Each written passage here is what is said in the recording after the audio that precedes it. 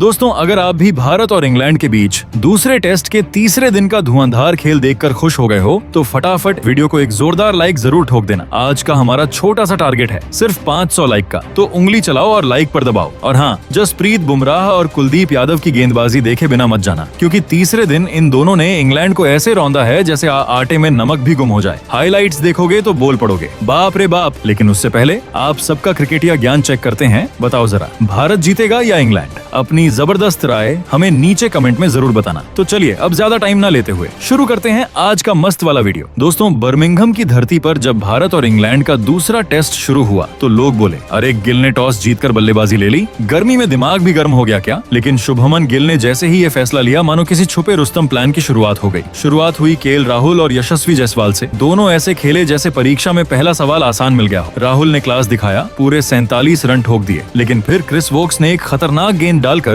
उन्हें बोल्ड कर दिया। शुभमन गिल भी मैदान में आए, लेकिन भाई साहब सिर्फ 4 रन बनाकर वापस चले गए और ड्रेसिंग रूम में माहौल ऐसा था जैसे प्रेशर कुकर 3 सीटी में ही फट गया हो। लंच के बाद मैदान पर उतरे वैभव और पहली ही गेंद पर छक्का, मतलब बच्चा है या सुपरमैन। फिर तो ऐसा लगा जैसे इंग्लैंड के गेंदबाजों की शामत आ गई हो। जायसवाल के साथ मिलकर स्कोर को 114 के पार पहुंचा दिया। जायसवाल 57 रन बनाकर आउट हुए, लेकिन तब तक वैभव स्टेडियम के हीरो बन चुके थे। ऋषभ पंत और वैभव की जोड़ी ने मिलकर गेंदबाजों की ऐसी धुनाई की कि बेन स्टोक्स भी बोले, भाई कोई तो रोको इन्हें। वैभव ने पहले अर्धशतक, फिर शतक, फिर 150 रन, और वो भी महज 104 गेंदों में। 17 चौके, 7 छक्के। गेंदबाज बोले, भैया बॉल बदल दो, ये तो हर बार बाउंड्री पर ही जाती है। पहले दिन का खेल खत्म होते होते भारत ने बना डाले 358 रन और सिर्फ 4 विकेट गिरे। नाबाद थे रविंद्र जडेजा 41 रन और वैभव सूर्यवंशी 121 रन। पूरा स्टेडियम खड़ा होकर ताली बजा रहा था। ऐसा स्वागत तो फिल्मी हीरो का भी नहीं होता। अगले दिन भी वैभव की पारी ऐसे चल रही थी जैसे ट्रैक पर फर्राटा ट्रेन। पंत 62 रन बनाकर आउट हुए, लेकिन दर्शकों ने कहा, कोई बात नहीं, वैभव है ना। फिर जडेजा ने भी धैर्य से 91 रन बनाए। इस बीच वैभव ने दोहरा शतक ठोक डाला। भाई साहब पूरे 227 रन बनाए। वॉशिंगटन सुंदर 22 run, Bumrah 13 run, Siraj 7 run, Kuldeep Yadav 17 run. पर असली शो स्टॉपर तो वैभव ही थे। बेन स्टोक्स ने आखिरकार उन्हें आउट किया और पूरा स्टेडियम खड़ा होकर ताली बजाने लगा। मतलब हीरो वापसी कर रहा था जैसे कोई रजनीकांत मूवी का क्लाइमेक्स चल रहा हो। फाइनल स्कोर, भारत की पहली पारी 358 नहीं, पूरे 582 रन पर खत्म। इंग्लैंड की हालत देखकर लग रहा था जैसे उन्हें नींद में पहाड़ चढ़ा दिया गया हो। इंग्लैंड ने दिन का खेल खत्म होने तक बिना विकेट खोए 42 रन बना लिए थे, लेकिन भारतीय गेंदबाजों ने अपनी रणनीति तैयार कर ली थी। दोस्तों, जैसे ही तीसरे दिन का सूरज बर्मिंघम की पिच पर चढ़ा, वैसे ही इंग्लैंड की सलामी जोड़ी जैक क्रॉली और बेन डकेट ऐसे मैदान में उतरे जैसे स्कूल की प्रार्थना सभा में बच्चे उतरते हैं, थोड़े डर के साथ, थोड़ी उम्मीद के साथ। पर उन्हें क्या पता था कि आज बुमराह और सिराज दोनों का आक्रोश वाला मूड है। छठा ओवर आते ही मोहम्मद सिराज ने जैक क्रॉली को ऐसी गेंद फेंकी जो ऑफ स्टंप को चूमते हुए सीधा विकेट कीपर की झोली में जा समाई। क्रॉली बेचारे ऐसे चले गए जैसे दुकानदार बिना उधार दिए दुकान बंद कर दे। इंग्लैंड को पहला झटका लगा 26 रन पर। ड्रेसिंग रूम में हर कोई ऐसे देखने लगा जैसे नया मोबाइल गिर गया हो। अभी दर्शक चाय घोल ही रहे थे कि बुमराह ने बेन डकेट को एक अंदर आती हुई यॉर्कर पर बोल्ड कर दिया। गेंद इतनी खतरनाक थी कि डकेट को समझ ही नहीं आया कि बल्ला चलाएं या मुंडी बचाएं। सीधे स्टंप उखड़ गए और मैदान में बत्ती सी चमकती दिखी भारतीय खिलाड़ियों की। 2 विकेट झन्ने से गिरे और शुभमन गिल ने पहली बार मुस्कुराकर ऐसा देखा जैसे कह रहे हो, लो भाई अब ये मैच तो अपनी जेब में है। अब मैदान पर आए इंग्लैंड के गंभीर खिलाड़ी जो रूट और ओली पॉप। जो रूट तो वैसे भी शांत हैं, लेकिन ओली पॉप मैदान में ऐसे आए जैसे आओ बच्चों तुम्हें दिखाएं बल्लेबाजी का जादू। पर कुलदीप यादव ने तो जैसे गूगली में नमक मिर्च मिला दी थी। एक शानदार गेंद फेंकी और पॉप साहब ने बल्ला घुमाने की जगह पैर आगे कर दिए। गेंद पैड पर लगी, अंपायर ने उंगली उठाई और पॉप पवेलियन को निकल पड़े। तीसरा विकेट गिरा 71 रन पर। अब इंग्लैंड को समझ आ गया था कि ये भारत का विकेट मोड ऑन हो चुका है। स्लिप में यशस्वी जायसवाल ऐसे तैनात थे जैसे बाघ शिकार के लिए। गली में रविंद्र जडेजा ऐसे घात लगाए बैठे थे जैसे बिच्छू। गेंद जरा भी हवा में आई नहीं कि उड़ाकर लपक लें। दर्शक बोले, भाई ये फील्डर हैं या अवेंजर्स? जो रूट एक छोर पर डटे रहे जैसे इम्तिहान में सबसे कठिन सवाल का हल सोचते छात्र। उन्होंने रन बनाने की जल्दी नहीं दिखाई, बस टिके रहे। मौका मिलते ही शॉट लगाया और धीरे धीरे बना डाला अर्धशतक 72 गेंदों में। बॉलर बदलो, प्लान बदलो, लेकिन जोश नहीं बदला। भारतीय गेंदबाज ऐसे हमलावर दिखे जैसे फिल्म में हीरो अकेले 100 गुंडों को पीट रहा हो। अब देखना यह है कि जो रूट कितनी देर मैदान पर टिका रह पाते हैं या फिर वो भी हो जाते हैं बुमराह ब्रिगेड का अगला शिकार। तो भैया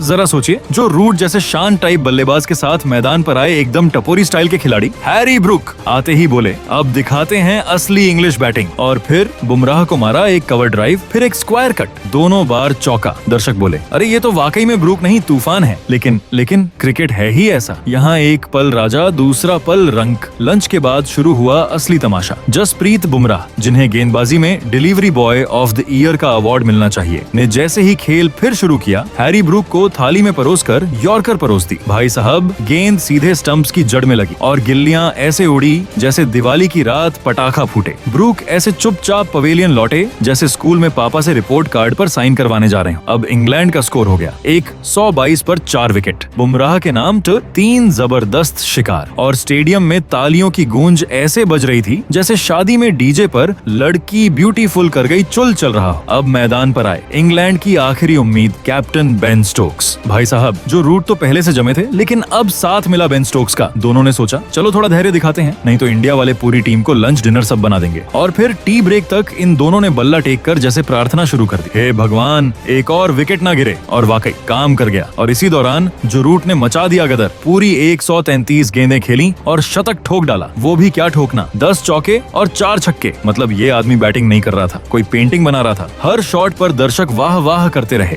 एक छक्का तो ऐसा मारा कि गेंद गगनचुंबी होकर बादलों से टकरा गई। ऐसा लग रहा था जैसे बॉल भी कह रही हो, भाई थोड़ा आराम दे। टी ब्रेक के बाद कुलदीप का जादू और बुमराह का बम। भाई साहब, जैसे ही टी ब्रेक से खिलाड़ी वापस मैदान पर लौटे, भारत ने प्लानिंग में डाल दिया हल्दी मिर्च और गरम मसाला। कप्तान शुभमन गिल ने बोला, अब चाल चलेंगे हम चुपचाप लेकिन चौंका कर। कुलदीप यादव को थमा दी गई गेंद। बोले जा बेटा, स्टोक्स को समझा के आ। स्लिप्स को भी गिल ने थोड़ा फैलाया। बोले आज मछली बड़ी पकड़नी है। अब स्टोक्स मियां फिर से रिवर्स स्वीप के मूड में थे। वही शॉट जो कई बार काम आता है, लेकिन इस बार कुलदीप बोले, भाई साहब मैं भी यादव हूँ, हल्की गेंद नहीं फेंकता। गेंद रखी एकदम जहर लेंथ पर। स्टोक्स घबराए, बल्ला घुमाया, लेकिन बल्ला गया एक तरफ, गेंद गई सीधा स्टंप्स में। गिल्लियां उड़ी ऐसे जैसे दिवाली की रात आसमान में फुल झड़ी। स्टोक्स का स्कोर 25 रन और इंग्लैंड 212 पर 5 विकेट नीचे। अब तो इंग्लैंड का ड्रेसिंग रूम लग रहा था जैसे शादी में दूल्हा गायब हो गया हो। सब इधर उधर देख रहे थे, अब कौन बचाएगा। अब मैदान में आए जो रूट के साथ जेमी स्मिथ। दोनों ने मिलकर आखिरी सेशन बचाने की भरपूर कोशिश की। भाई ऐसा लग रहा था जैसे परीक्षा के आखिरी घंटे में दो दोस्त एक दूसरे से देखकर पेपर लिखने की कोशिश कर रहे हैं। रूट एकदम प्रोफेसर मोड में चले गए। हर शॉट ऐसा खेला जैसे बांसुरी बजा रहे हैं। रूट का स्कोर 134 रन। मतलब भाई साहब, बल्ला नहीं था, कोई जादू की छड़ी थी। दर्शक एक एक शॉट पर वाह वाह कर रहे थे और गेंदबाज बेचारे माथा पकड़कर सोच रहे थे इसको आउट कैसे करें। लेकिन फिर आया असली हीरो, बुमराह। 78वां ओवर शुरू हुआ और बुमराह बोले, अब बहुत हुआ, ये रूट नहीं अब सूट कर रहा है। उन्होंने डाली ऐसी यॉर्कर, तेज अंदर आती हुई, एकदम बुलेट जैसी। गेंद ने स्टंप्स को चूमा नहीं, तोड़ा ही दिया और रूट 144 रन बनाकर आउट। स्टेडियम में सन्नाटा। पहले तो सब चौंके, फिर अचानक तालियों की गूंज जैसे कोई बहादुर योद्धा धराशायी हुआ हो। इंग्लैंड का स्कोर 6 विकेट नीचे और भारत पूरे मूड में। अब देखना यह है कि जेमी स्मिथ अकेले कितना टिक पाते हैं, या फिर भारत की गेंदबाजी ऐसे ही चलती रही तो इंग्लैंड की टीम चाय की प्याली से पहले ही सिमट जाएगी। भाइयों और बहनों, जैसे ही जो रूट की गिल्लियां बुमराह की यॉर्कर से हवा में उड़कर स्टंप डांस करने लगी, वैसे ही पूरा इंग्लैंड का खेमा ऐसा सुन्न पड़ा जैसे किसी ने हाई वोल्टेज झटका दे दिया हो। जो दर्शक अभी तक रूट रूट वो चिल्ला रहे थे, अब चुपचाप मुंह लटकाकर बैठे थे जैसे माँ ने डांट दिया हो कि मोबाइल नीचे रखो। और बुमराह, चेहरा एकदम शांत, लेकिन आंखें कह रही थीं आज कोई नहीं बचेगा। जो रूट की पारी एकदम मस्त थी, 144 रन, 17 चौके और 7 छक्के। भाई साहब, बल्ला नहीं था, लाइटिंग टावर था। पर बुमराह की गेंदबाजी के आगे सब फीका पड़ गया। अब मैदान पर बचे थे जेमी स्मिथ अकेले, तन्हा, जिम्मेदारी की गठरी लिए। लेकिन इंडिया ने कहां छोड़ना था। अगले ही ओवर में शुभमन गिल ने कुलदीप यादव को फिर से थमाई गेंद और बोले, जा बेटा, और एक को वापस भेज के आ। कुलदीप यादव ने जाल ऐसा बिछाया कि स्मिथ उसमें ऐसे फंसे जैसे मकड़ी के जाले में मच्छर। गेंद दी एकदम लूपिंग, स्वीप करने चले स्मिथ, लेकिन बल्ला गया एक तरफ, गेंद हवा में। शॉट मिड विकेट पर खड़े वॉशिंगटन सुंदर ने कैच ऐसा पकड़ा जैसे दादी जी गर्मा गर्म पूरी थाली से उतार रही हूँ, बिना गलती के। स्मिथ 47 रन बनाकर पवेलियन रवाना और इंग्लैंड का स्कोर